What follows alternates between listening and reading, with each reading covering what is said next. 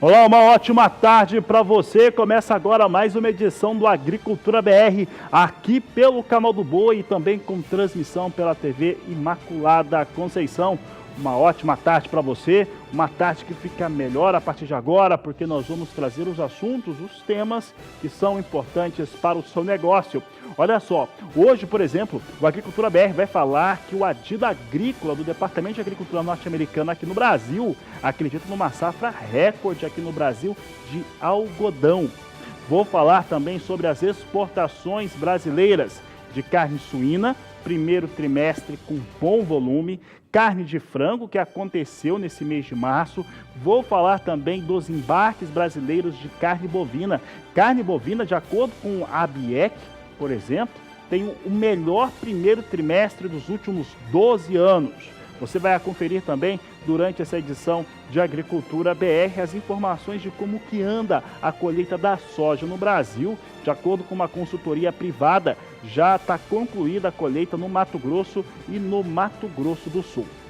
Mas eu abro o programa de hoje falando a respeito de exportações de carnes, principalmente, primeiramente, falando de carne suína. Por quê? Porque esse mês de março, teve um registro de 58.400 toneladas de carne suína exportadas, uma queda frente a março do ano passado. Por outro lado, o primeiro trimestre acumula uma alta de 1,6%, é o que a Agricultura BR vai mostrar a partir de agora, trazendo os dados que nós temos de acordo com a BPA, Associação Brasileira dos Produtores de Proteína Animal. Olha aqui, nós temos aqui um volume exportado de carne suína, mês de março, com uma queda de 5,6% comparado ao que acontecia no mesmo mês no ano passado. 54.800 toneladas, como eu havia dito, 5,6% de recuo. Em relação à receita, também uma queda para março. Receita 7,8% menor, 106 milhões e 600 mil dólares. Agora o que nos chama a atenção, desse total, olha só, volume exportado, 13.030 toneladas foram para a China e 12.850 toneladas para Hong Kong. Aqui é uma divisão que as instituições fazem, mas nós sabemos que todo esse cenário vai para a China mesmo. Então, você tem aqui uma situação de praticamente 50% de tudo que foi exportado de carne suína do Brasil no mês de março, indo para território chinês. Mas a notícia que nós destacamos em relação ao primeiro trimestre, porque o primeiro trimestre tem um registro de embarques acima de 151 mil toneladas e fica com uma carga 1,6% maior no volume quando comparado ao primeiro trimestre de 2018. Veja conosco aqui, são números em relação às exportações brasileiras, 157.500 toneladas exportadas, uma alta de 1,46% nesse primeiro trimestre de 2019, destaque do Agricultura BR neste momento aqui.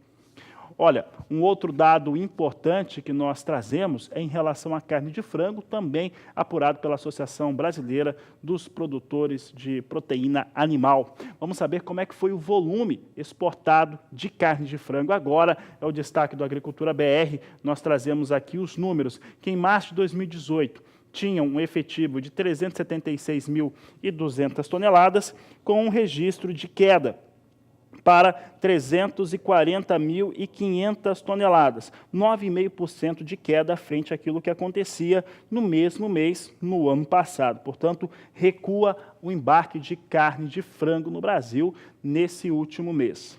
Vamos ver agora como é que ficaram os dados em relação a receita da indústria frigorífica exportadora de carne de frango. Você tem aqui março de 2018 com faturamento de 589 milhões e 100 mil dólares, enquanto que março teve, desse ano, 564 milhões e 800 mil dólares, também recuando, aí um saldo 4,1% inferior, de acordo com os dados da ABPA.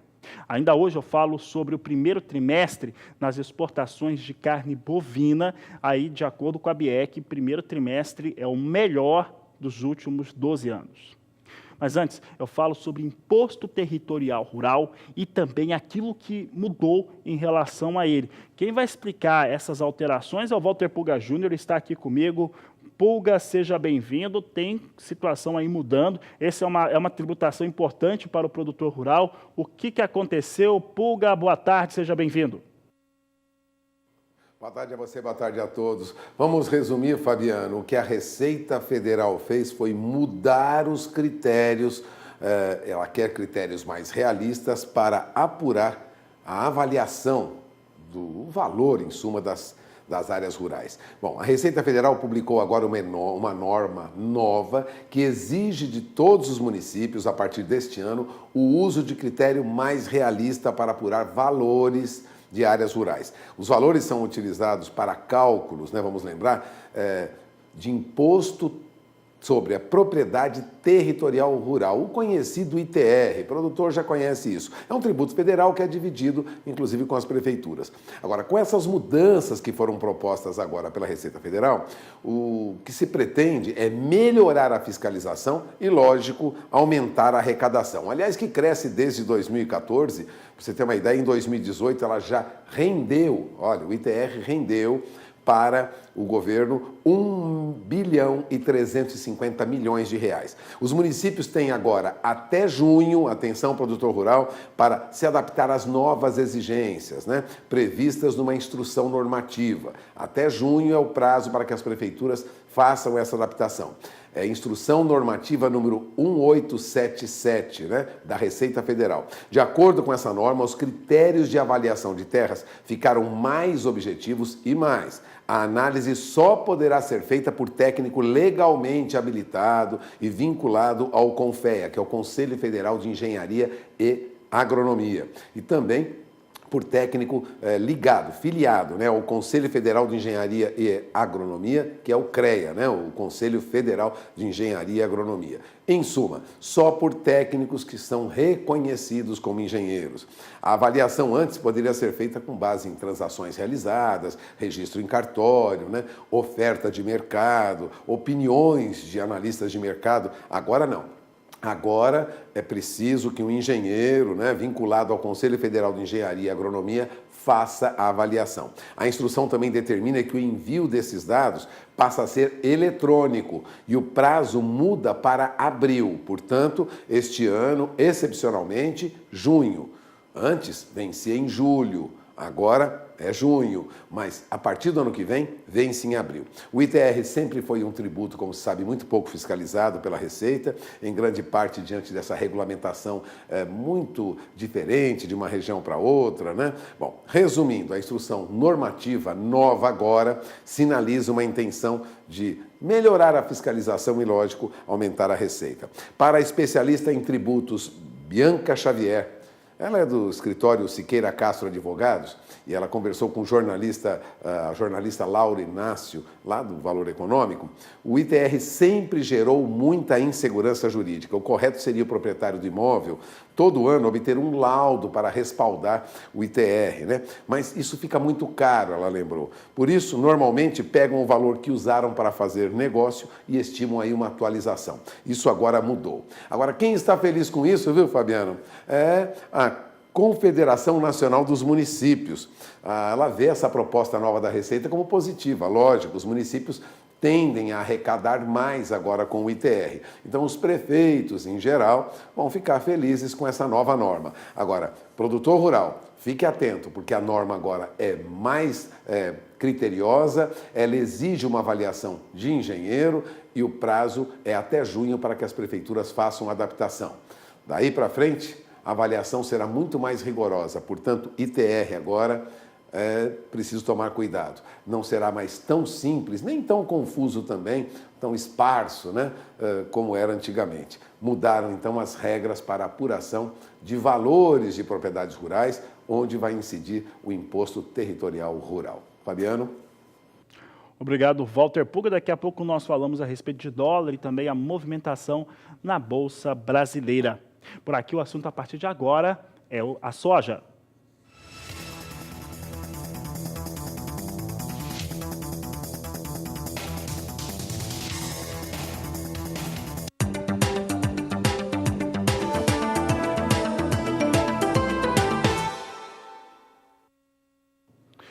E de acordo com a consultoria Safras e Mercado, houve um avanço de 7,6 pontos percentuais na colheita da soja.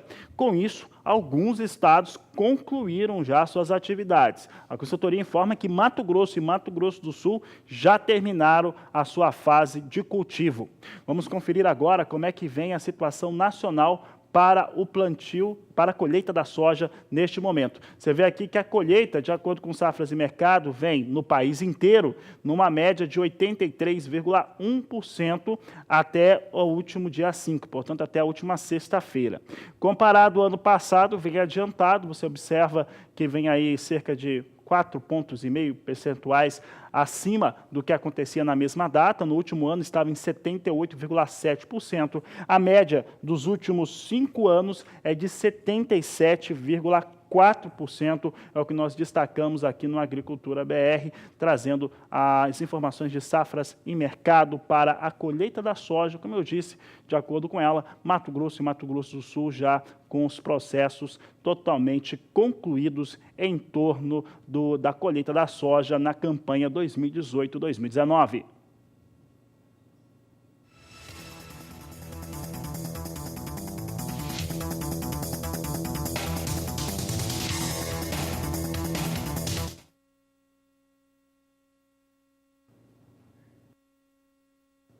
Vamos falar de soja agora. Olha, tem algumas situações que estão ocorrendo, principalmente nos Estados Unidos, que vão mexendo com os valores, evidentemente.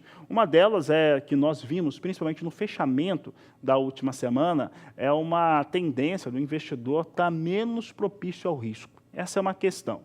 Neste momento, por conta daquelas chuvas fortes, das enchentes que aconteceram nos Estados Unidos, há muita preocupação em atraso em relação ao início do cultivo do milho norte-americano. Não há dúvida, a terra está alagada ainda, tem muita água no solo, né, e isso faz com que tenha esse tipo de preocupação. Isso pode mexer também com o mercado de soja. Agora, falando especificamente de soja, há uma expectativa que foi criada, está sendo ventilada na imprensa norte-americana, em relação ao novo encontro entre as lideranças máximas de China e Estados Unidos. Então, Xi Jinping e Donald Trump, eles voltariam a conversar pessoalmente. Como já tem algumas sinalizações que estão sendo feitas por aqueles que estão determinando o acordo comercial entre os dois países de maneira positiva, é muito possível que realmente esteja para acontecer um encontro como esse. E isso tudo influencia os negócios com oleaginosa. Vamos saber como é que soja vem sendo negociada neste momento. Soja que fechava a semana com perdas na sexta-feira, agora vai recuperando um pouco dessa queda, vai ganhando cerca de 3 centes de dólar. Maio, 9 dólares 2 centes mais 4 por bushel. Julho, 9 dólares 15 centes mais 2. Agosto, 9 dólares 21 centes o bushel. E setembro, 9 dólares 26 centes por bushel. Assim vem os negócios com a soja neste momento.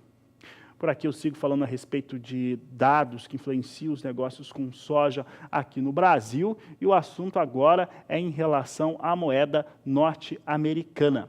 Eu falo a respeito do dólar, porque o dólar comercial, ele acaba tendo um impacto direto a respeito dos valores praticados no mercado interno brasileiro. Então, o que acontece? Na última semana, depois de algumas reviravoltas de subida da soja, recuperação de soja em Chicago, o dólar disparando, depois tivemos uma queda. E essa queda veio principalmente, no momento inicial, para a moeda norte-americana e depois, como você já sabe, acabei de falar, soja recuava também. Quando recuou, acabou tendo uma chamada travada nos negócios no Brasil. De acordo com as consultorias que foram identificadas e conversamos com elas, teve poucos negócios desde quando soja voltou àqueles patamares ali de R$ 69, R$ 70 por saca de 60 quilos, isso falando em média nacional, principalmente nos negócios que estão sendo feitos aí para o curto prazo. Então, vamos saber como é que vem dólar agora, é o que nós destacamos, vamos ver como é que vem a moeda norte-americana. Dólar, neste momento, vem estável com ligeira tendência de queda, aqui 0,05% de queda, a R$ 3,87 neste momento. Vamos falar com o Walter Pulga Júnior, vamos saber como é que vem o dólar agora, as pontuações, porque isso influencia também outros mercados, como a Bolsa de São Paulo. Pulga, pelo menos começamos uma semana mais estável, né, dentro de uma regularidade, Pulga. É isso mesmo, Fabiano, você lembrou bem. O que ocorre é que em todo mundo há uma procura por um caminho. O mercado ainda está indeciso em relação ao que ocorre, tanto na negociação entre Estados Unidos e a China, embora as notícias tenham sido positivas na última madrugada, né? As negociações teriam avançado, mas há algumas preocupações, como, por exemplo, uma alta nos preços do petróleo, alta também com minérios, o que vai acabar influenciando em todo o comportamento do mercado. Mas falando de dólar frente ao real, a abertura já foi praticamente estável, a R$ 3,87, um pouquinho acima, 3,87 mais 35. O dólar chegou a recuar agora há pouco para a faixa de 3,86 mais 14, foi a mínima do dia. Na máxima também chegou a passar de 3,87. Resumindo, agora, ligeiramente abaixo de 3,87, últimos valores 3,86 mais 96, portanto, praticamente 3,97, vem com uma queda aí de 0,07, 0,09%. Agora, vale lembrar que na semana passada, e você citou isso agora, o dólar recuou, né? O dólar recuou frente ao real 1,12%, então tivemos um recuo. Ocorreu uma disparada aí em função daquela discussão, né, aquela troca de farpas entre o executivo e o legislativo, o dólar disparou, algum receio no mercado, na verdade muita especulação, e o que ocorreu foi que no final de semana o dólar veio em leve baixa de 1,12%. A expectativa, pelo menos hoje, até agora, considerando o que ocorre em bolsas fora do Brasil, o que ocorre no mercado brasileiro, é ligeira alteração na questão cambial. Então, quando se fala de câmbio, a 3,86, 3,87, o dólar vem com uma leve baixa, né? A expectativa é que se mantenha até o final do dia neste valor. Agora, a surpresa mesmo é alta nas ações da Vale, alta nas ações da Petrobras. Isso traz, a princípio, uma certa segurança, vamos dizer assim, para o nosso índice Bovespa, viu? Porque, caso contrário, ele teria recuado mais. No entanto, agora, aos 97.004 pontos, o índice Bovespa recua 0,11%. Mas nós temos aí um movimento no mercado de ações que impede, né, ações da Petrobras e da Vale, que impede uma queda maior. Agora, vale lembrar que, ao mesmo tempo em que o dólar perdia valor na semana passada, Fabiano, a nossa bolsa tinha uma recuperação. Na semana passada, o índice Bovespa, que é referência para o nosso mercado de bolsa, subia 1,78%, pautada principalmente por uma calmaria aí nessa discussão, nesses atritos entre o Executivo e o Legislativo. Isso trouxe um alento para o mercado e passou a operar acima de 97 mil, passou de 97.100 pontos, né? A expectativa era de que nós já estivéssemos confortavelmente nos 100 mil pontos, mas isso não aconteceu não, viu? E mais, o volume de negócios tem sido mais baixo. Para você ter uma ideia, na sexta-feira o volume totalizou aí pouco mais de 9 bilhões e 120 milhões de reais negociados em ações na Bolsa, mas isso representa uma média diária muito abaixo do que nós temos visto, né? Em média, na Bolsa, no início do ano, 12 bilhões por dia, em alguns casos até 14, 15, mas agora temos visto aí um volume de negócios um pouco menor. De olho na informação, esta segunda-feira parece um dia de calmaria, mas é esperar ainda final da tarde para saber como o mercado vai se comportar. A princípio, a Bolsa vem em leve baixa e o dólar vem em leve queda também. Mas é esperar para conferir. Qualquer notícia da política pode alterar esse mercado. É com você, Fabiano. Tá certo, Puga, obrigado pela participação. A Agricultura BR agora traz em destaque o que vai acontecendo com soja, valores negociados nos portos brasileiros. Vem com recuo frente àquilo que acontecia na última semana. Vamos saber como é que vem Porto de Santos e Paranaguá, a apuração da Grãos Corretora, R$ 77,00 a saca de 60 quilos, é o que nós temos neste momento, os valores negociados para esta segunda-feira. E daqui a pouco você vai conhecer aqui na Agricultura BR um tipo de fertilizante aplicável às lavouras, com uma extração muito mais simples, aplicação também mais rápida, é o que você vai ter daqui a pouco no Agricultura BR. Lembrando que você pode participar do programa enviando a sua mensagem para aquilo que você quer ver no programa, suas dúvidas técnicas de mercado, você pode enviar no 67 99656 2266. Voltamos já. Você vai conhecer agora no Agricultura BR um tipo de fertilizante que é extraído de maneira natural e que tem surpreendido pecuaristas e agricultores. é o fosfato natural, não tem nada de artificial nele e que tem trazido resultados muito interessantes. Foi o que o repórter José Cunha foi conhecer de perto. O fósforo é um nutriente essencial para o solo por ter a função de captar a energia solar e transformá-la em compostos úteis para a saúde e o vigor das plantas. Quando fraco na terra, afeta diretamente o desenvolvimento de lavouras e pastagens, diminuindo a rentabilidade do produtor, que precisa investir tempo e dinheiro para repor esse nutridor. Porém, a maioria dos fosfatos disponíveis no mercado contém componentes químicos que muitas vezes agridem o solo. Mas há algum tempo, uma empresa de agrominerais vem revolucionando esse mercado com a extração do fosfato natural reativo retirado do solo através de rochas sedimentares chamadas fosforito. Com fosforito nós temos calcários fosfáticos, brechas fosfáticas, né? São rochas, né? Como você pode ver aqui nesse que a gente gosta de chamar de afloramento, que nada mais é do que um corte feito por nossas máquinas, né? Pás e retroescavadeiras e escavadeiras hidráulicas, né? Que justamente ele se reflete nessa rocha aqui, que é o fosforito, né? Hoje nós tiramos o material mais alterado, né? Material mais inconsolidado, que é basicamente essa camada de solo que está em cima do fosforito, né? E quando ele está nessa situação aqui friável, nós também conseguimos tirá-lo, né? E a partir daí fazer as moagens e gerar o nosso produto, né? Que nada mais é do que um fertilizante natural, né? Através de análises laboratoriais, a concentração de fósforo existente na mina é determinada. Nós temos laboratórios, né, aqui dentro mesmo da mina, na verdade tem um laboratório, e temos outros laboratórios que prestam serviço para a gente também. Dessa maneira a gente consegue tirar, né, a composição do fósforo, né, que na mina aqui no caso vai basicamente de 5% a 44%, para a gente gerar um produto na faixa de 15%, que é o que nós vendemos para o mercado. A jazida tem potencial produtivo de 1,5 milhão de toneladas, o suficiente para a extração durante 15 anos. Mas estudos revelam que áreas próximas contêm reservas com o mesmo potencial ou até maiores. O Flávio é coordenador responsável pela operação da mina. Ele explica como funciona o processo de extração. Flávio, como que funciona o desmonte, o trabalho de desmonte aqui na mina? O desmonte nosso é 100% mecânico, sem uso de explosivo, e não oferece nenhum risco de projeção de partícula ou qualquer abalo sísmico aí para a região. Uma vez retirado do solo, o fosfato é transportado em caminhões até um local onde é separado em montes com alto e baixo teor de fósforo. O Flávio está me explicando aqui que depois de retirado da frente de lavra, o minério vem para cá por onde passa por um processo de mistura. Como é esse processo, Flávio? Esse processo é denominado de homogeneização, que consiste em pegar minério de alto e baixo teor, né, de P2O5, fosfato, e ser misturado. Essa pilha aqui está pronta para ser alimentada, a planta. Né? A planta consiste em moagem e peneiramento. O que é 100% passante nas peneiras já é o produto final, né? E o que é retido vai para o moinho, e do moinho vai para a pilha de produto final. E aqui é o produto final pronto para ser entregue ao produtor e para ser aplicado aí nas diversas culturas aí, né? Soja, milho, cana, braquiária, etc.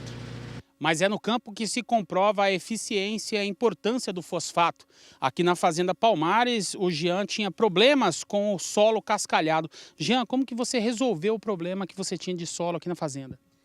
Olha, a gente mexeu nas invernadas, nessa invernada aqui, nós mexemos nela, gradeamos, aí jogamos o fosfato, né, 500 kg, e um outro produto de comprimento, que melhorou muito a pastagem. Já bateu essa pastagem, nós colocamos 430 bezerros, bateu bem, e ela está nessas condições, verde, bonita. A chuva foi pouca, foi meia escassa, mas só que está respondendo muito bem. Agora que a pastagem está pronta para receber novamente a boiada? Pronta para receber novamente a boiada. Quando assumiu a administração da propriedade, o Jean conta que a pastagem era bastante degradada e que todos os manejos feitos para a recuperação não tinham dado o resultado desejado. E aqui o retrato fiel de que é uma pastagem bem tratada e de um solo bem corrigido, né, Jean? Isso, bem corrigido. Essa seguiu certinho as normas, o que precisava foi feito. Por isso que está essa pastagem boa do jeito que está. E você tirou recentemente um gado daqui? Eu tirei o gado daqui, estava com 430 bezerros, bateu bem, tirou, que aí começou a normalizar a chuva, por isso que está bonito de novo. Nesta outra área da fazenda, onde se costumava colocar apenas 60 cabeças de animais, após a correção do solo com o fosfato, quantos animais vocês estão colocando nessa invernada, Jean? Agora está colocando 150 boi. A gente abate 150 boi e já coloca 150 boi de novo. E tá bonita a boiada, né? Tá bonita a boiada e tá bonita a pastagem, né? Em outra propriedade produtora de soja, o agricultor Darcizini colheu menos que o esperado no primeiro plantio por conta da estiagem. Mas a reposição do solo está proporcionando uma nova colheita, com plantas maiores e mais carregadas. Do ciclo de soja de 130 dias, eu colhi com 110 dias. Porque o soja, quando morreu com a seca, aí eu acabei de terminar com paraquat, dessequei a lavoura e fiz a colheita. E em seguida, para mim tentar recuperar o prejuízo que eu tinha feito, voltei a jogar mais 500 quilos desse fosfato, mais 180 quilos de 2,20-20 e a resposta está aqui, no segundo plantio. Plantei esse soja aqui dia 23, dia 24 de dezembro, né? Um dia antes do Natal. Quase passei o Natal plantando soja. Então, mas está o exemplo aqui, eu acho que, não sei se é abençoado por Deus, ou se realmente a divina do fosfato, que é o fosfato milagroso.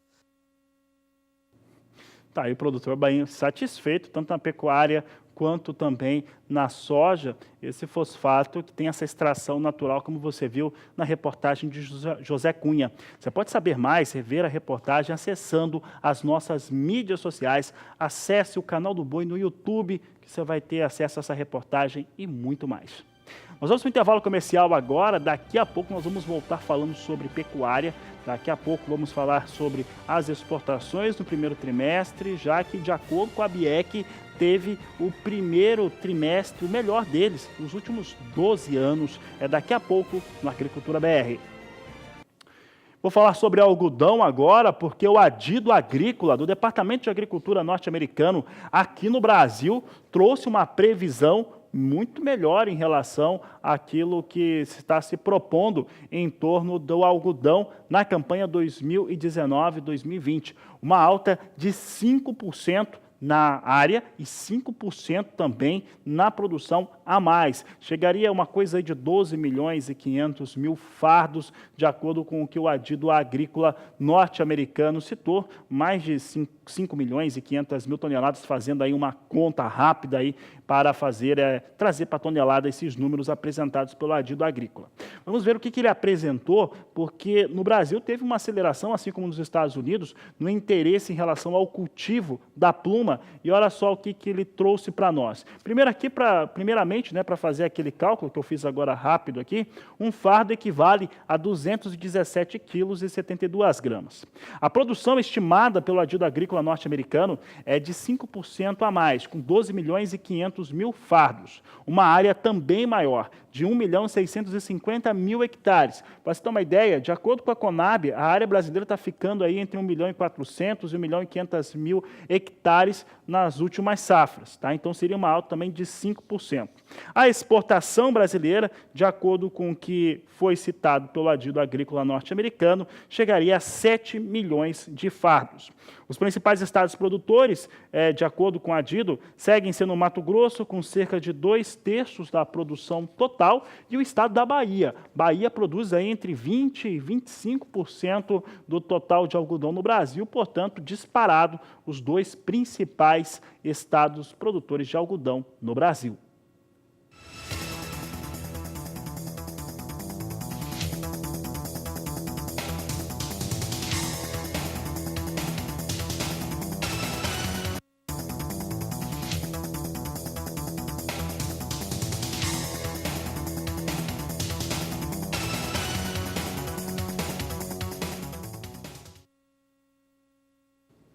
E olha, a Embrapa tem levado para várias feiras pelo país suas pesquisas e principalmente como que elas conseguem atingir o consumidor. No caso agora, eu vou trazer em destaque a batata doce e como que essas variedades, de acordo com aquilo que o consumidor quer ver, quer consumir, pode ser diferente e a Embrapa sempre tem uma solução. É o que nós vamos conferir agora na reportagem de Annelise Nicolodi. Como forma de incentivar a diversificação da propriedade rural, a Embrapa trouxe aqui uma variedade de batata doce. Andréia, o que vocês querem, né, com essa gama de produtos aqui oferecer para o produtor rural? É mostrar que, independente da região, é possível plantar batata doce? Isso mesmo.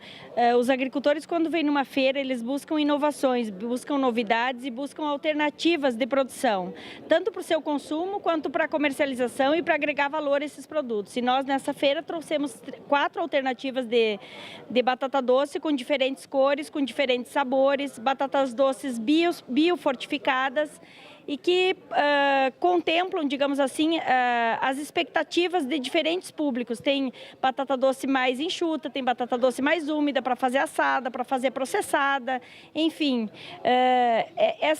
Esse alimento, ele está, digamos assim, cada vez sendo mais demandado pela sociedade, né? Porque é um alimento saudável, é um alimento que pode ser produzido agroecologicamente, é de fácil acesso, de fácil produção, né? E produz muito por hectare. Nós temos cultivares que nós estamos apresentando aqui que produzem de 30 a 100 toneladas por hectare. Quer dizer que em pouca área eu posso produzir muito alimento e isso faz com que o agricultor se interesse muito pela batata doce.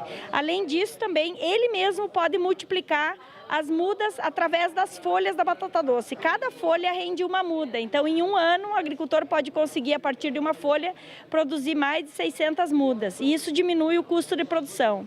Qual é o cuidado que o produtor precisa ter, né, na escolha da variedade e também na forma de cultivo? A escolha da variedade, todas elas são sensíveis ao frio. Então, o cultivo é quando não acontece mais risco de geada. A gente orienta também os agricultores que busquem as mudas em viveristas credenciados pelo Ministério da Agricultura, que aí ele vai estar comprando uma muda de alta sanidade e vai evitar problemas na lavoura dele. E a questão, assim, do cuidado, né, com a sanidade da batata doce, assim, ela tem que ter um cuidado também se o solo está recebendo todos os nutrientes? Sim, ela é bastante exigente em irrigação no início, logo que tu faz o transplante, precisa de bastante água e o solo, a adubação do solo principalmente rica em fósforo e potássio. Ela não gosta muito de nitrogênio, esses são os cuidados. Tá certo, obrigada, Andréia. A batata doce como mais uma alternativa de renda para o produtor rural. E olha, você vai conhecer um pouco do que vai acontecer nessa grande feira que lá no Mato Grosso, a Norte Show Rural, que vai trazer muita inovação e tecnologia para o produtor rural mato-grossense. Quem traz as informações é Valdir Pacheco. No final de fevereiro, a Associação dos Criadores do Norte de Mato Grosso, a Crinorte, em parceria com o Sindicato Rural de Sinop, lançou a segunda edição da Feira de Difusão Tecnológica Norte Show. O evento inicia daqui a 7 dias. Nossa equipe esteve no local onde está sendo montado a vitrine tecnológica. Soja, milho, sorgo, algodão, arroz e feijão. Estas são as culturas que compõem a vitrine tecnológica da Norte Show, que acontecerá de 15 a 17 de abril aqui em Sinop, no norte de Mato Grosso. Devido ao sucesso de público, sendo a maioria produtores rurais e profissionais ligados ao agronegócio, na busca por informações através de palestras técnicas e o sucesso de vendas de máquinas, implementos e insumos utilizados na agropecuária na edição do ano passado, neste ano de 2019, o número de empresas que montaram suas vitrines com diversas culturas aumentou. O ano passado a gente tinha, acho que se eu não me engano, 23 vitrines tecnológicas. Esse ano a gente aumentou para 30 vitrines, foram 100% comercializadas. Eu acredito que é um sucesso para a gente, a procura. A gente tem outras empresas que nos procurou já para essa feira, mas por causa de espaço e até as condições das nossas vitrines.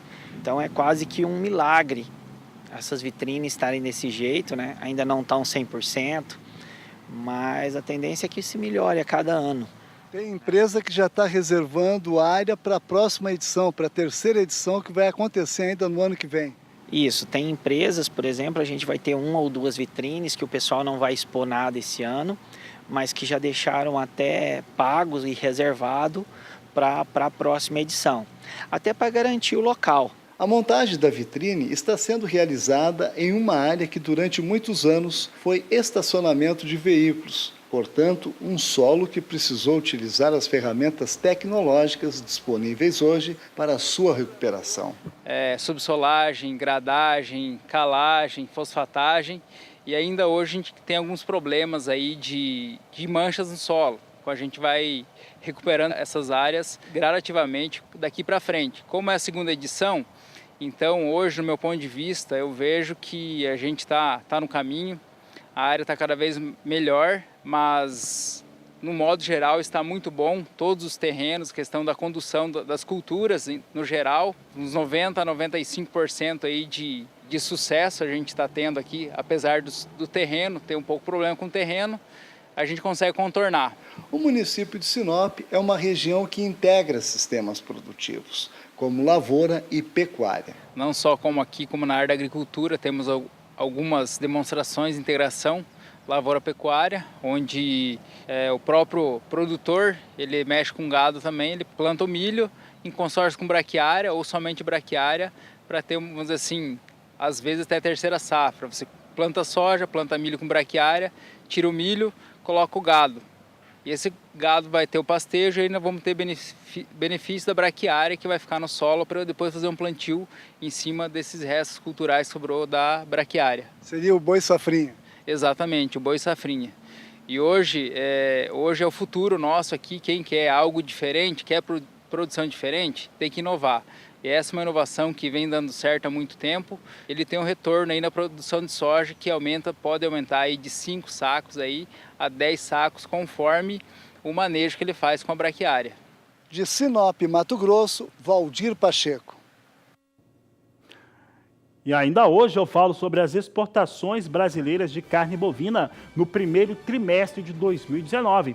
De acordo com a Associação Brasileira da Indústria Exportadora de Carnes, teve o melhor início de ano, o melhor primeiro trimestre dos últimos 12 anos. É o que você confere ainda hoje aqui no Agricultura BR, que vai para o intervalo comercial agora, mas convida você a participar do programa. Você participa mandando uma mensagem no nosso WhatsApp. O número é 679-9656-2266. Voltamos já. Olha, na última sexta-feira você acompanhou no Agricultura BR um grande evento, o 32º Encontro de Tecnologias do Sindicato Rural de Campo Grande, que teve a participação de pessoas ilustres que esclareceram alguns pontos importantes para o produtor rural brasileiro. Na oportunidade, aquilo que você viu na televisão, teve a palestra de Naban Garcia, que falou sobre segurança e a questão indígena. Teve o Naban Garcia e a Luana Ruiz, ela que trabalha junto com o Naban nessa questão agrária no Ministério da Agricultura, que esclareceram a respeito de alguns pontos sobre os direitos do produtor rural, do proprietário de terra, dos indígenas também. Então, você pode, inclusive, rever todo o programa da última sexta-feira acessando as mídias sociais. É o Canal do Boi no YouTube. Se acessou lá, você vai ter essa informação. Nós recebemos milhares de posicionamentos nessa última sexta-feira. Eu quero agradecer demais a presença, a participação do telespectador, que estava bastante interessado no assunto. Obrigado pela participação de todos. E olha só, nesta oportunidade, na sexta-feira, o Vinícius Souza conversou com a Luana Ruiz a respeito daquilo que ela estava falando, a respeito desse fator de propriedade, onde que estão os direitos e os deveres de cada um. Veja. Propriedade rural e segurança jurídica. Esse foi um dos temas debatidos durante o 32º Encontro de Tecnologias para o Agro pela Luana, ela que é secretária adjunta de Assuntos Fundiários do MAPA. Luana, muito obrigado pela sua participação. Explica para a gente um pouco como foi a sua palestra aqui no evento. Bom, a minha palestra eu atendi ao protocolo, exatamente que me foi solicitado pelo Sindicato Rural no convite feito. Reitero a imensa satisfação nessa oportunidade de poder trazer alguns panoramas. E o que eu fiz foi isso. Eu trouxe alguns panoramas do que nós estamos enfrentando e as respostas com tanta ansiedade que a classe aguarda serão trazidas por aqueles que melhor podem falar do assunto, que é o nosso vice-ministro Naban e a nossa grande ministra Tereza Cristina. A regularização fundiária foi um dos temas que foram abordados. A que pé está isso? A regularização fundiária está acelerada, já foi feito um levantamento de todos os estados do país, de todas as áreas pendentes de regularização fundiária, já enumeramos todas as áreas aptas para imediata regularização fundiária e aquelas áreas que não estão aptas para imediata regularização fundiária, foi elencado patamares de pendências ainda e isso nós vamos atender paulatinamente. Mas o foco é aquelas áreas já aptas a serem regularizadas, assim o serão. E as ações para a segurança jurídica, como que elas devem estar sendo feitas? Bom, a primeira ação para a segurança jurídica é agir dentro da lei, é estar dentro da lei. É que aquela propriedade rural, aquele título seja legítimo, seja escorreito. Uma vez que o título é legal, legítimo e advém de um processo de emissão escorreito pelo poder público, a segurança jurídica já estaria implícita nesse contexto. As outras questões, como foram debatidas aqui, quando direitos de comunidades tradicionais, quando a questão do meio ambiente, quando a relativização da propriedade, a sua função social, quando essas outras pautas relativizam a propriedade, nós enfrentamos segurança jurídica. Mas segurança jurídica não necessariamente pela função da propriedade privada. Segurança jurídica quando a análise dos requisitos da função social são interpretados de forma não coerente, não regular ou pautados em ideologias. Agora, como que a gente faz para transformar os assentados em produtores rurais, visto que hoje a gente tem muitas pessoas que são assentadas, mas elas acabam não exercendo essas atividades? A emancipação dos assentamentos, o fim das favelas rurais. Eu tomo aqui as palavras do presidente do INCRA, o general Jesus Correia, que está à frente do INCRA, que é o órgão executor das políticas públicas da Secretaria Especial de Assuntos Fundiários, para que haja a efetiva emancipação e que os assentados passem a ser verdadeiros proprietários rurais, autônomos, independentes, produtores. Nós precisamos de estratégias e ritos, porque o que nós temos hoje é o resultado de ações sem estratégia, sem rito e sem compromisso. Então nós estamos numa fase de colocar ordem na casa. A emancipação dos assentamentos é a prioridade dentro da nossa secretaria, ao lado da regularização fundiária, ao lado da garantia da propriedade privada e todo esse contexto primando pela segurança jurídica. Última pergunta, a questão indígena, como que ela fica? Visto que, por exemplo, aqui no estado de Mato Grosso do Sul, a gente tem algumas áreas que foram invadidas. Olha, a questão indígena, eu disse isso hoje e repito insistentemente. As comunidades indígenas são sujeito de direitos constitucionalmente garantidos e isso não vai mudar. Os direitos dos indígenas devem e serão respeitados. E eu pergunto, aonde está escrito que tomar a posse na força, ao arrepio do devido processo legal, é um direito? Então, os direitos serão respeitados. Agora, o abuso de supostos direitos, isso há de ser contido. Você vê como a situação mudou. Por que mudou? Porque antes você tinha, e a Luana ela destaca isso muito bem, ela é uma autoridade dentro do Ministério da Agricultura, quando se fala a respeito de terras e se fala da questão indígenas. Ela falou pelo menos 3 vezes durante essa entrevista, que tem 4 minutos de duração, de que os direitos indígenas estão garantidos por serem direitos constitucionais. O que acontece? Qual que é a diferença? É que tanto os indígenas quanto os proprietários de terra ou proprietários de áreas urbanas, todos têm direito. A questão é que antes só se via direitos para as populações indígenas. Inclusive, se via situações muito maiores que os direitos que eles tinham. E antes também não se via os direitos das demais parcelas da população, seja lá quem for. E essa é uma questão que está sendo tratada agora. É o respeito ao direito do indígena, sim, constitucionalmente falando, e também direito a todas as outras partes, sendo na área urbana, sendo na área rural, sendo o produtor brasileiro. Vou falar agora de oportunidade de negócio. Você vai acompanhar comigo agora informações a respeito de um leilão judicial com 2 propriedades rurais localizadas no estado do Mato Grosso com vocação para a agricultura. Acompanhe. O município de Porto dos Gaúchos está situado a 650 quilômetros a noroeste da capital Cuiabá. Possui terras férteis em áreas planas. É ideal para a produção de grãos. Após colher a soja, os produtores seguem agora em plena segunda safra de milho e feijão. É lá que se encontra o lote 1 do leilão. A Fazenda Vale do Verde 8, que possui área de 740 hectares da gleba Alvorada ou gleba CBPO. Cravado no meio norte de Mato Grosso, o município de Tapurá é um importante polo do agronegócio no estado. Atualmente, a região trabalha as segundas safras de milho, de algodão e de feijão. Tapurá é considerada a capital da suinocultura no estado. É neste ambiente marcado por intensa atividade agropecuária que está o lote 2 do leilão. Um imóvel rural com a área de 890 hectares, destacado de área maior. O leilão será conduzido em 2 praças. A primeira praça terá início em 8 de abril às 2 da tarde. Se nos 3 dias após o início da primeira praça não houver lance igual ou superior à avaliação do bem, a segunda praça terá início sem interrupção em 11 de abril com encerramento marcado para 3 de maio. E atenção para a condição. O valor mínimo para a venda em segunda praça corresponderá a 50% do valor de avaliação atualizado pelo INPC do IBGE até fevereiro de 2019. Os interessados poderão acessar o site da leiloeira www.lute.com.br/lote/Fazenda Sigma ou pelo telefone 11 3047 9800. Agricultura BR vai para um rápido intervalo comercial. Eu convido você a participar do programa. Mande foto, vídeo aí da sua propriedade, da sua produção para o nosso WhatsApp. O número é 67996562266. Olha, daqui a pouco a Agricultura BR traz para você destaques a respeito da produção de uva e vinho lá no Rio Grande do Sul. Voltamos já. E olha, pela segunda vez consecutiva, vou falar uma notícia boa para você, tá? Para você que está nos acompanhando no Rio Grande do Sul e em todo o Brasil, principalmente, porque isso é motivo de orgulho.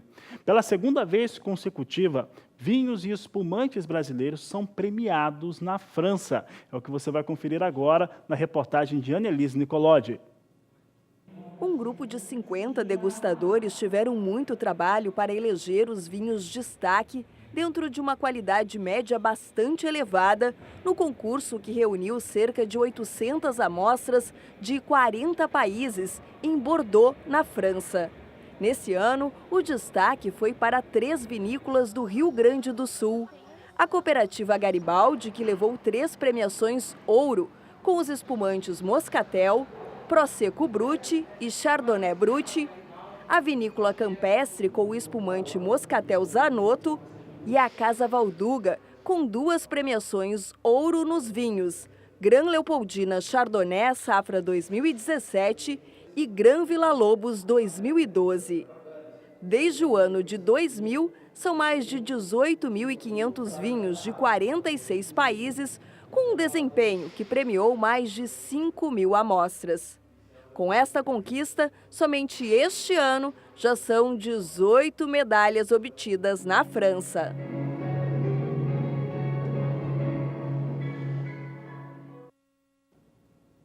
Motivo de orgulho para o país, para a produção, para o estado do Rio Grande do Sul. Parabéns a todos. Olha, por aqui eu vou falar agora do Encontro de Tecnologia, que teve uma série de autoridades participando. Você acompanhou a última edição da Agricultura BR no meio-dia? Na sexta-feira, foi integralmente de lá. Nós tivemos ali a participação do Naban Garcia, vice-ministro, da Luana Ruiz, que trabalha no Ministério na área de questões agrárias, e também da ministra Tereza Cristina Corrêa da Costa, que falou com os produtores rurais. Acompanhe como é que foi esse evento na reportagem de Vinícius Souza. O futuro do agro. Esse foi o tema debatido no evento. Importantes autoridades, especialistas e parceiros do agronegócio fomentaram discussões pertinentes ao setor para esse momento. O produtor rural pôde ouvir sobre os mais variados assuntos, entre eles o endividamento rural. É uma pauta bastante antiga, Vinícius. Tem pelo menos 30 anos que a gente discute a questão referente ao endividamento rural. E embora seja uma atividade cujo endividamento nunca vai sair de pauta, é uma atividade realizada a céu aberto, a gente sempre vai estar sujeito a uma falta de chuva, como foi no Mato Grosso do Sul esse ano, ou, olha o absurdo, ou ao excesso de chuva, como foi no Rio Grande do Sul Esse ano também. Então a gente está falando de uma atividade em que o arroz teve quebra no Rio Grande do Sul por excesso de chuva, enquanto o Mato Grosso do Sul teve regiões que nem germinou a plantação de soja em razão da falta dela. De acordo com o Henrique, o seguro rural é uma necessidade do produtor que enfrenta problemas financeiros e depende de fatores externos para que sua produção aconteça, mas pontua que o programa precisa ser revisto. Em fóruns como esse, nós já discutimos há muitos anos. O problema é que o modelo do seguro utilizado no Brasil, ele é um modelo muito frágil. O modelo do seguro no Brasil é um modelo que, quando muito, vai indenizar o banco pelo valor que foi custeado, mas isso é uma farsa. Em primeiro lugar, porque o produtor não acha mais 100% do custeio dele no banco. Outra questão abordada em uma das palestras se relacionou com os rumos do sistema sindical. Bruno, superintendente da Confederação da Agricultura e Pecuária no Brasil, entende que hoje o maior problema enfrentado pelos sindicatos rurais brasileiros está atrelado à comunicação. Quando a gente começa a falar quais as ações que a gente tem feito na defesa dos interesses do produtor, nas discussões, muitos falam assim, poxa, mas eu não sabia de tudo isso. E da mesma forma, às vezes as discussões que estão sendo feitas na base do posicionamento, ele tem um delay, ele chega, mas ele chega com certo atraso. Secretária adjunta de Assuntos Fundiários, Luana Ruiz, abordou em sua palestra sobre propriedade rural e segurança jurídica. Ela também pontuou quanto à questão das invasões indígenas. Em Mato Grosso do Sul, existe um alto registro de propriedades nessa situação. As comunidades indígenas são sujeito de direitos constitucionalmente garantidos, e isso não vai mudar. Os direitos dos indígenas devem e serão respeitados. E eu pergunto, aonde está escrito que tomar a posse na força, ao arrepio do devido processo legal, é um direito? Então, os direitos serão respeitados. Agora, o abuso de supostos direitos, isso há de ser contido. O 32º Encontro de Tecnologias para o Agro abordou temas pertinentes para esse momento que o agro vive no Brasil. Um dos enfoques foi a participação dos jovens dentro desse cenário. A ministra Tereza Cristina também participou do evento e falou sobre as expectativas para o próximo quadrigênio. As invasões de terra em Mato Grosso do Sul também foram abordadas no evento pela ministra Tereza Cristina. Nós temos leis, nós temos regras a serem seguidas e isso não dá para uma canetada se resolver. O problema indígena, você tem na Constituição algumas coisas que te travam. Então, o que nós estamos fazendo? Um diagnóstico. Primeiro, nós ainda, o decreto para vir a demarcação de terra indígena, ele ainda precisa ser aprovado pela Câmara e pelo Senado. Primeiro ponto, isso não foi ainda, a medida provisória 870 está lá e a gente já sabe que tem mais de 300 emendas. Então, e ela já caducou, caduca dia 11, então nós vamos ter que prorrogar. Isso é um impeditivo. Luiz Antônio Naban, vice-ministro, também deu enfoque a essas questões. Propriedade tem que ser respeitada, tá? E nós não estamos aqui para advogar em causa própria, nós estamos aqui para seguir o que a lei manda, o que a lei determina. Invasão de propriedade, em primeiro plano, é crime, tá? Agora, entendo que crime maior é nós termos uma instituição que advogou em causa própria, como foi o caso da FUNAI. Isso eu tenho andado aí por todo o Brasil e o que a gente tem visto é que a FUNAI teve uma atuação extremamente desastrosa, ou seja, ela advogou em causa própria. O governador do estado de Mato Grosso do Sul reforçou que a lei precisa ser mais clara para resolver esse impasse. Uma questão da insegurança jurídica. Principalmente, eu tenho falado muito, é a instabilidade por conta de uma lei clara do marco temporal. Qual que é o marco temporal que diz que ali as terras realmente pertencem aos índios? É a Constituição de 88 ou não é? Na hora que tiver regramento jurídico e quem tem que decidir isso, eu entendo que é o Poder Legislativo, fixar isso realmente em lei claramente e ela passa a ser cumprida. A ministra Tereza ainda falou sobre o consumidor que está cada vez mais atento à origem de seus alimentos por meio da rastreabilidade. É um assunto que está em moda no mundo há muito tempo, né? O consumidor quer saber a origem do produto, como é que ele foi produzido, enfim, todas as especificações. O Ministério da Agricultura, o que ele faz? Ele acredita, ele certifica que aquelas informações que vão constar da embalagem que elas atendam o direito do consumidor e também atendam o que a indústria, enfim, tem que colocar nessa... Tem que existir uma convergência dessas informações. É uma briga danada, porque tem o tamanho do rótulo, como fazer, toda a parte visual, né, do que... Enfim, não é uma coisa simples, mas o Ministério da Agricultura vem trabalhando e as empresas estão entendendo que isso é o que o consumidor quer, não é nem o Ministério nem ela quer fazer, o consumidor, ele exige isso hoje. Então, cada vez mais nós vamos ter que ter isso, e a rastreabilidade dos produtos é muito importante. De Campo Grande, Vinícius Souza. Aí, daqui a pouco, no Agricultura BR, você vai saber um pouco sobre as exportações brasileiras de carne bovina. O primeiro trimestre do ano de 2019 é o melhor dos últimos 12 anos em relação a volume exportado. Aproveite para entrar em contato conosco, você entra em contato através do WhatsApp, o número está na tela, 67996562266. Voltamos já. A Agricultura BR traz agora os destaques sobre a exportação brasileira de carne bovina no primeiro trimestre desse ano de 2019.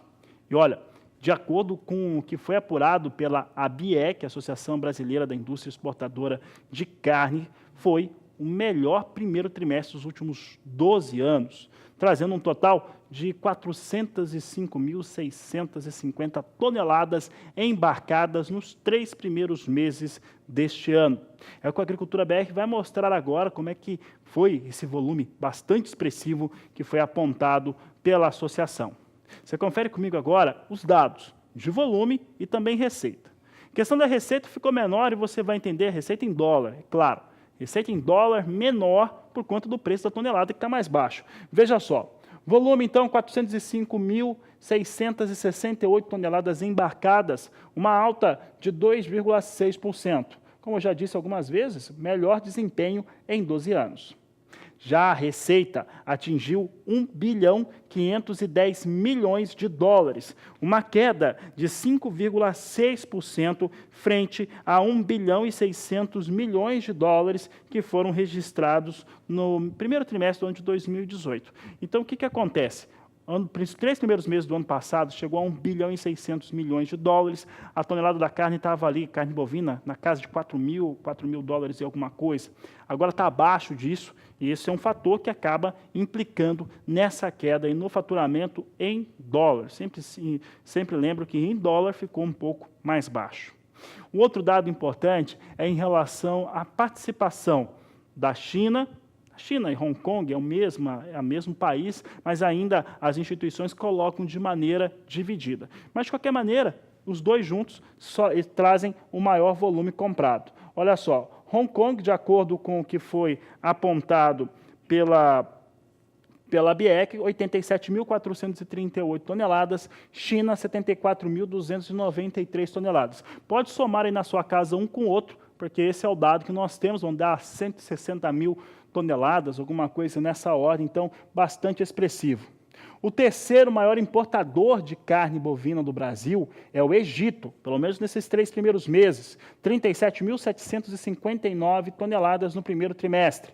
Chile, 22.518, Irã, 22.142 toneladas, Emirados Árabes, 19.872 toneladas, Rússia, 13.838 toneladas, trazendo aqui a Arábia Saudita, 10.736 toneladas, Turquia, 9.781 toneladas e também a Itália, finalizando aqui os 10 principais importadores de carne bovina, 8.607 toneladas. Aí você vê uma importância muito forte da China. China e Hong Kong, se lê a mesma coisa, chega a 160 mil, 165 mil toneladas, aí a China importando de carne bovina do Brasil, e também aí países que são de origem árabe, como a Arábia Saudita, Emirados Árabes, Egito, Irã, entre outros que apareceram na lista dos 10 maiores importadores.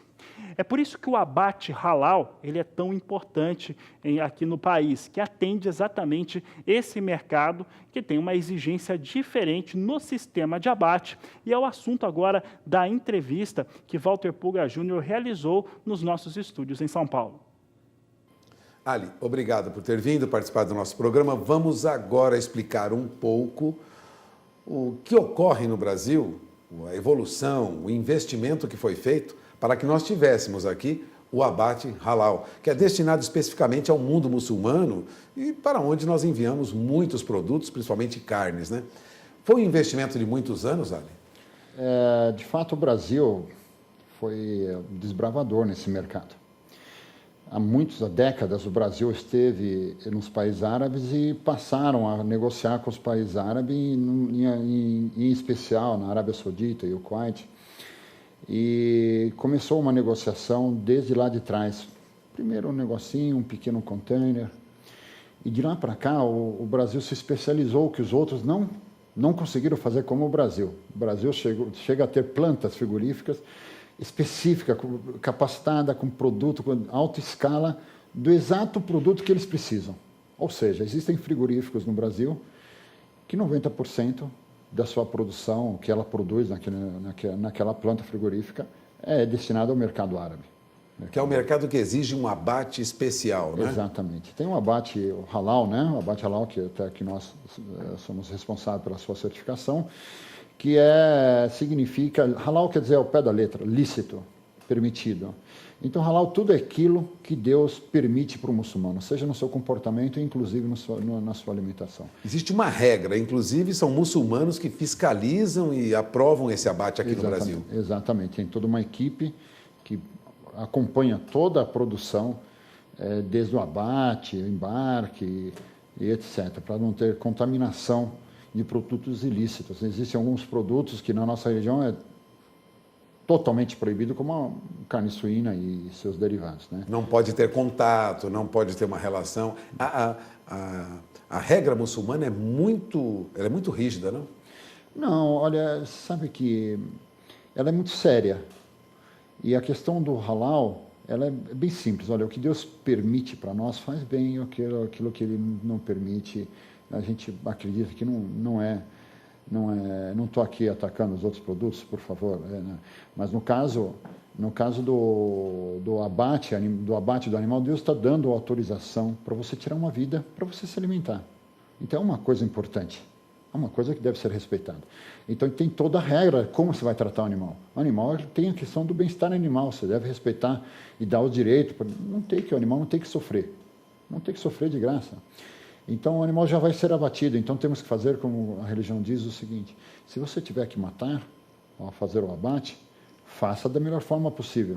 Então Deus está te dando a autorização de tirar uma vida para você se alimentar. Essa é a visão do muçulmano. Essa é a visão do muçulmano. E é preciso uma preparação, um treinamento para isso, como você disse, investimento até em plantas específicas para isso. Exatamente, até porque o conceito de bem-estar animal, às vezes há uma contradição ou não há uma diferente de interpretação de país a país e tal. Então, o que nós temos feito é fazer como se fosse uma fusão. Nós temos que ter, na religião islâmica fala que o muçulmano deve se alimentar do produto halal tayyiban, halal e saudável. Então, as palavras estão fundidas. Não adianta degolar um animal que está com problemas aí de contaminação e que pode causar problema. Então, há toda uma questão que você deve cuidar do bem-estar animal, deve cuidar da saúde do animal, tanto pelo animal como quem vai consumir e até para quem vai fazer o abate. Então, todos os frigoríficos que são dedicados para esse tipo de abate, tem toda uma área específica na área de abate, existe uma área, um controle dentro da planta para que não haja nenhuma contaminação ou desvio dessa mercadoria. E tem a questão do estoque também, que não pode ser estocado. Então, tem alguns produtos, por exemplo, que não só a carne in natura, como tem produtos temperados, por exemplo, carne temperada ou outros produtos industrializados, que vai temperos. Os temperos também devem ser certificados. Então, tem um risco de... Ou seja, todo o processamento, por isso a sua empresa é uma certificadora de alimentos, isso. Porque se ocorrer carne processada também segue os preceitos muçulmanos. Exatamente. Agora, você viveu esse mercado nos últimos meses e... Tá aí a entrevista que Walter Pulga realizou nos nossos estúdios em São Paulo, mostrando um pouco a respeito de como que é feito esse abate halal, como ele é importante. Antes eu mostrava ali a lista dos 10 maiores importadores de carne bovina do Brasil, portanto, fundamental que esses abates sejam feitos da maneira adequada, respeitando as normas estabelecidas pelo comprador e pela certificadora no caso. Vamos mudar de assunto agora e falar de soja. Vamos saber como é que vem soja na Bolsa de Chicago agora. Soja vinha ganhando, continua, mas agora bem menos. Vai ganhando $1 as posições de curto prazo aqui com soja. Maio, $9 mais 4 bushel. Julho, $9 13 cents mais 2. Agosto, $9 19 cents mais 2. E a posição de setembro, $9 24 cents mais 4. É o que nós temos agora com soja negociado em Chicago. Vamos saber como é que vem o dólar. O dólar comercial vinha estável na abertura desta edição, agora começa a cair. 0,32% de queda para o dólar a R$ 3,86 para a moeda norte-americana. Essas são as informações de mercado de fechamento dessa edição. Mais tarde a gente volta com muito mais para você, porque você já sabe. Este é o Agricultura BR, a inteligência e a transparência do agronegócio, sempre com você. A todos uma ótima tarde e até mais às 17h20.